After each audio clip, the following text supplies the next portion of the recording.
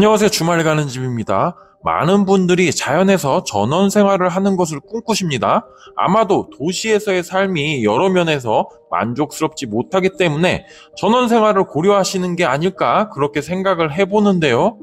사람마다 차이는 있겠지만 나이가 많던 적던 전원의 삶을 한 번쯤 생각해 보시는 분들이 많은 것 같습니다. 최근 체류형 쉼터도 구체화되고 있고 해서 이제는 시골 생활에 있어서 접근할 수 있는 방편이 조금 더 많아졌습니다. 많은 분들이 저마다 다른 이유로 한적한 시골 생활, 전원주택의 삶을 고려하시는 것 같은데요.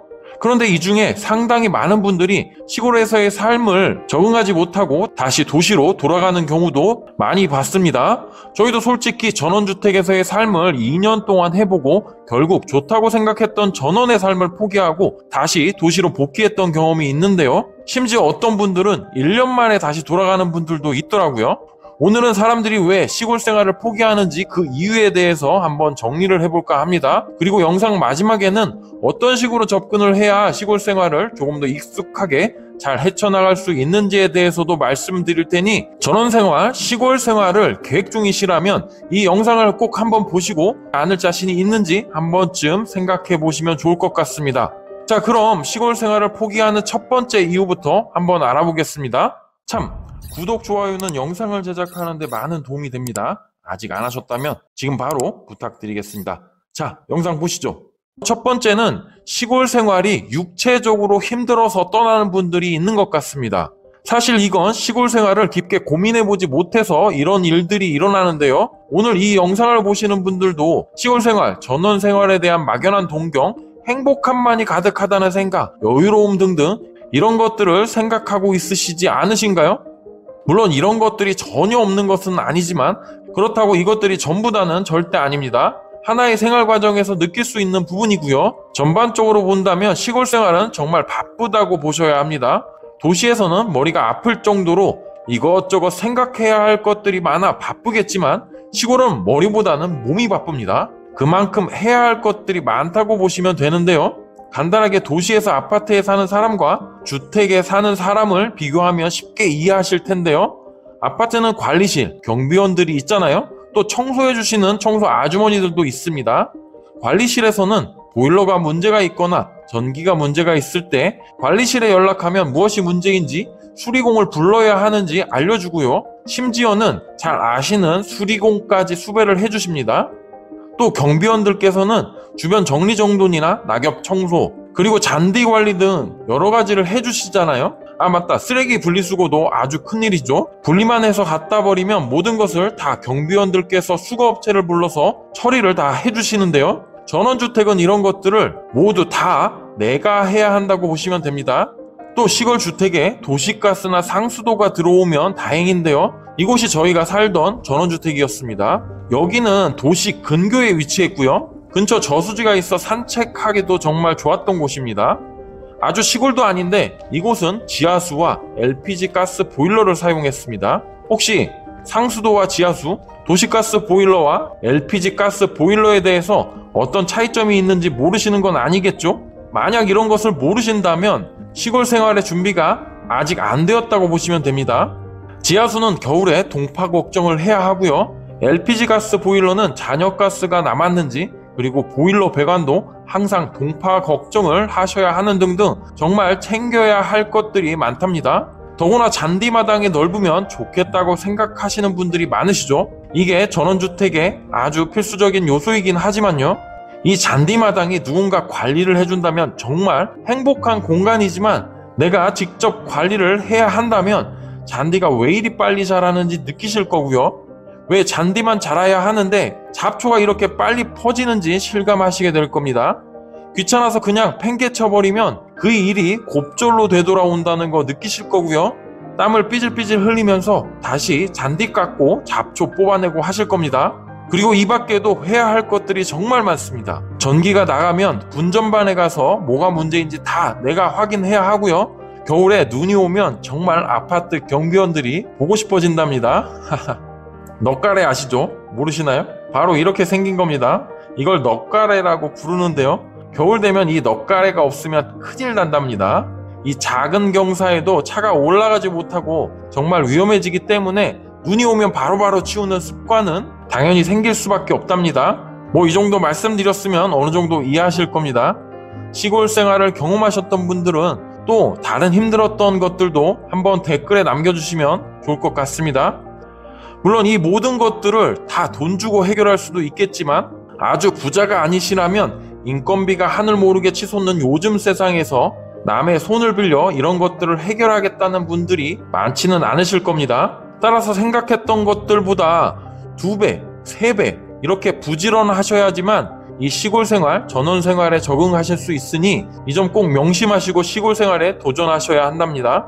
그렇지 않으면 한 해가 가기 전에 힘들어서 다시 도시로 되돌아가고 싶어질 거고요. 하지만 한번 시골로 오셨다면 다시 돌아가기 힘들기 때문에 시골 생활의 악순환이 반복되다가 거지반 모든 것들을 다 포기하고 도망가다시피 하시는 분들도 많이 있는 것이죠. 그리고 두 번째, 시골 생활을 포기하는 이유는 동네를 잘못 선택해서 시골 생활을 포기하시는 분들도 많이 있으신 것 같습니다. 사실 동네를 선택한다는 것은 함께 어울려 사는 사람을 선택하는 것과 매우 비슷합니다. 시골에는 사람이 많이 없고요. 소문이 굉장히 빠르답니다. 새로운 누군가 이사를 온다면 며칠이 되지 않아서 동네 사람들이 대부분 그 사실을 알게 되고요. 사람이 많이 없으니까 당연히 관심이 가죠. 좋은 사람들을 만나는 것이 어떻게 보면 가장 중요하다고 생각하기 때문에 시골에 살 집을 고를 때 혹은 시골에 집을 지을 땅을 고를 때 주변에 사시는 분들이 어떤지 꼭 확인해 보셔야 합니다. 주변 사람들에게 인사를 하고 꼭 몇 마디라도 이야기를 해보시는 걸 추천드리고요. 몇 마디를 나누다 보면 그 사람을 꿰뚫어 볼 수는 없지만 이 사람이 어떤 사람인지 약간 느낌을 받을 수 있잖아요. 그 대화를 통해서 주변 이웃과 어울려 살 수 있을지를 한번 판단해 보는 것이 매우 중요합니다. 티키타카라고 하는데 어느 정도의 대화가 가능하다면 괜찮은 선택이 될 수 있습니다. 하지만 시골에서 사람들을 만나다 보면 전혀 대화가 되지 않는 분들도 있답니다. 그런 경우에는 그 동네를 선택하면 안 되겠죠. 그런데 이런 기본적인 조사도 없이 바로 계약부터 하시는 분들이 있으십니다. 그리고 나중에 가까운 이웃분들과 얼굴을 붉히는 경우에 행복하게 한적한 곳에서 자유롭게 살라고 시골에 왔는데 이웃분들과 다툼이 생기면 정말 5만 가지 정이 확 떨어집니다. 여러분은 처음 시골에서의 삶을 생각할 때 동네 분들과 이웃사촌처럼 지내겠지 하는 생각을 하시죠? 절대 그렇게 생각하시면 오산입니다. 저희도 이 전원주택에 이사를 갔었을 때 그냥 시골은 다들 친하게 이웃사촌처럼 살겠지 하는 생각으로 이사를 했습니다. 도시 근교의 전원주택 단지라서 그런지 생각보다 사람들의 왕래는 거의 없었고요. 그런데 어느 순간 윗집에서 사람들을 초대하고 매번 주말만 되면 시끄럽게 고기 굽고 술 마시고 노래 틀어놓고 파티를 하더라고요. 그냥 좋게 지내려고 했는데 사람 생각이 그렇게 되지 않더라고요. 정중하게 말씀을 드려도 우리는 원래 이렇게 살았다. 나중에 이사 온 사람들이 왜 우리 생활 패턴을 방해하냐는 식으로 이야기를 하시더라고요. 몇 번 이야기를 해보고 그냥 그 다음부터는 한 번도 말 섞지 않게 되더라고요. 아 맞다, 또 이 집이 큰 개를 또 키웠습니다. 정말 큰 개인데요. 생각이 나서 인터넷으로 찾아보니 이 녀석이네요. 그레이트 피레니즈. 이름도 큰 놈이라서 그런지 그레이트라는 단어가 들어가네요. 근데 이 녀석을 데리고 산책할 때 그냥 풀어놓고 산책을 하는 거예요. 와, 정말 미쳐버립니다. 저희는 그 당시 초등학생 애들이 있었는데요. 어른도 무서운데 이 큰 놈들을 그냥 풀어놓고 산책을 하니 정말 화가 나더라고요. 이 역시도 몇 번 이야기를 했는데도 도대체 지들 살고 싶은 대로만 하니 정말 미쳐버린답니다. 도시에서는 솔직히 상상할 수 없는 일이잖아요. 그래서 시골 생활을 정착할 때는 꼭 그 동네 사람들과 이야기를 많이 해보시고요. 가장 먼저 마을 이장님을 만나보시는 것이 좋습니다. 이장님 스타일은 어떤지도 알아보시고요. 이런저런 얘기를 하다 보면 그 동네 분위기를 대충이나마 알 수 있고요. 또 문제가 있는 사람이나 집이 있다면 대체로 알려주시는 편이기 때문에 한 번은 꼭 기회가 된다면 여러 번 만나보시는 걸 추천드립니다. 마을 발전기금은 얼마가 있는지도 꼭 여쭤보시고요.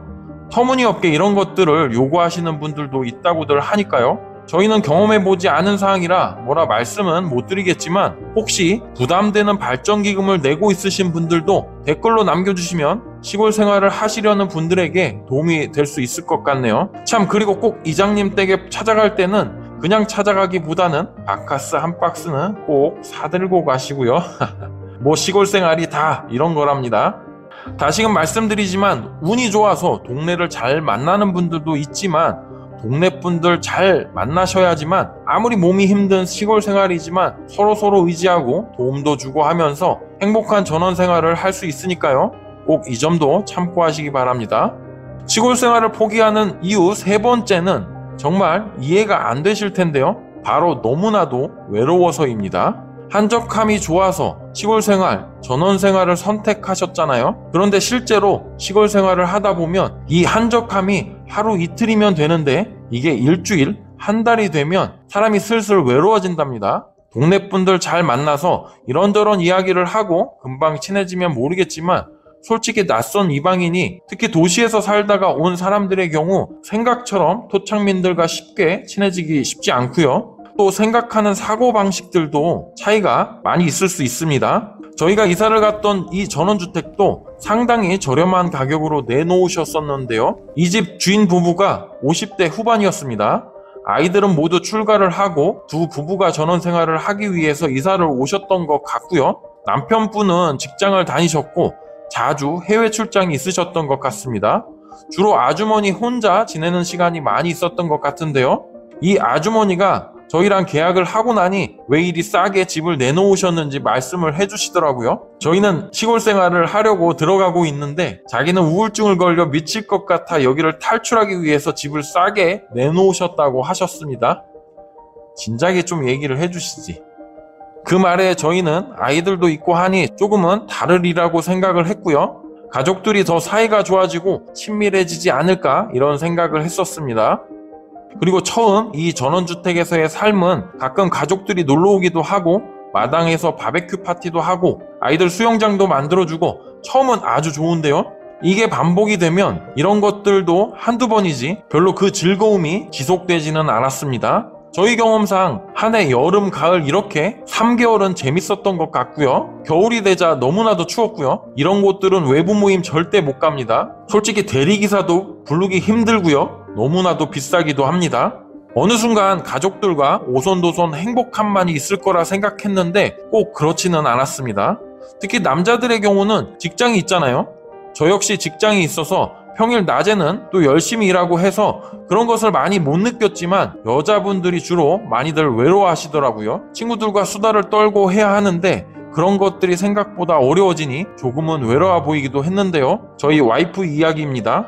주변에 또래 여자분들이 있다면 모르겠는데 다들 어르신분들이 많아 생각보다 어울릴 만한 분들이 없었고 그래서 결국 저한테 너무 심심하다고 이야기를 하더라고요. 또 어른만 그런 것은 아닙니다. 시골에 요즘 아이들이 없어요. 아파트 같으면 방과 후에 친구들과 한참 뛰어놀다 들어왔을 애들인데 시골은 학원 하나 갔다가 돌아오면 그냥 혼자인 겁니다. 친구들이 필요한 시기인데 동네에 마땅히 친구들이 없어요. 결국 아이들도 너무 심심해하는 것을 보면서 시골 생활을 하면 가족들과 많은 시간을 보내고 행복할 줄 알았는데 꼭 그렇지는 않더라고요. 오히려 외로움, 심심함을 느낄 때가 많다는 것을 알았습니다. 그리고 가장 중요한 게 앞서 이야기했던 것과 연관되어 있는데요. 동네 분들과 관계가 그냥 유지가 되면 모르겠지만 여기에 동네 분들과 안 좋은 관계가 되잖아요. 이건 거의 지옥입니다. 이럴 경우 바로 우울증이 오고 무조건 탈출을 하고 싶은 생각만 하게 되는 것이죠. 오늘은 이렇게 시골 생활을 사람들이 왜 포기하고 다시 도시로 탈출 아닌 탈출을 할까에 대해서 정리를 해보았는데요. 물론 정말 잘 적응하시고 즐거움을 찾아가면서 행복하게 시골 생활을 하시는 분들도 많이 있습니다. 불편한 것들이 많지만 이 시골 생활에서 주는 행복감이 또 만만치 않거든요. 다 사람마다 느끼는 것이 다르기에 이런 것들을 꼭 생각해 보시고 시골 생활을 알아보시라고 말씀을 드렸고요. 그럼 마지막으로 시골 생활을 하기 전에 어떻게 하는 것이 좋을까 하는 부분을 말씀드리고 마무리를 하도록 하겠습니다. 우선 너무 성급하게 결정하시지는 마시고요. 요즘 시골 체험 또는 한 달 살기 프로그램 등등 지방에서 하는 프로그램이 정말 많습니다. 이런 것들을 통해 짧게나마 경험을 해보시고요. 꼭 전원주택 또는 시골주택을 바로 매입하시지 말고 전세로 한번 2년 동안 살아보시라고 말씀드리고 싶습니다. 꼭 시골이 아니어도 상관없고요. 도시 근교에 있는 전원주택 또는 농가주택도 상관없습니다. 2년 빌려서 경험을 한번 해보시고요. 저희가 2년 살아보고 완전히 전원주택에 대한 환상이 바뀌었거든요. 저희 와이프 말 전원주택병이 치유되었다 이렇게 이야기를 하더라고요.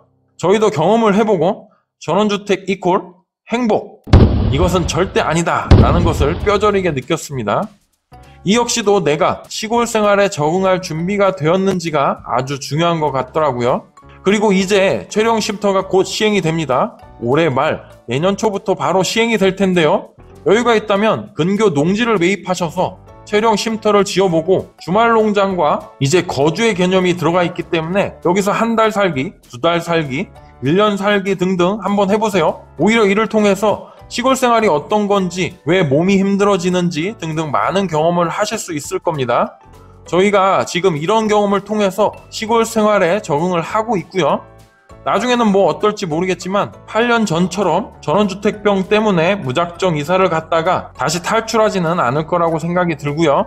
오늘 이렇게 시골 생활에 대해서 저희가 이것저것 이야기를 해드렸고요. 왜 사람들이 쉽게 적응하지 못하고 포기하는지에 대해서 3가지의 경험을 여러분께 말씀을 드렸는데요. 여러분의 생각도 댓글로 한번 남겨주시면 감사하겠습니다. 사람마다 다양한 경험이 있기 때문에 이런 것들 댓글로 남겨주시면 많은 분들에게 도움이 될 것 같고요. 또 저희 채널 멤버십에 가입해 주시면 저희가 채널을 운영하는 데 큰 도움이 될 것 같습니다. 저희 멤버십에 가입해 주신 분들도 있는데 여러분들도 또 가입을 해 주시면 저희가 앞으로 더 좋은 영상, 더 좋은 내용으로 돌아오도록 하겠습니다. 오늘 영상은 이렇게 마무리하도록 하겠습니다.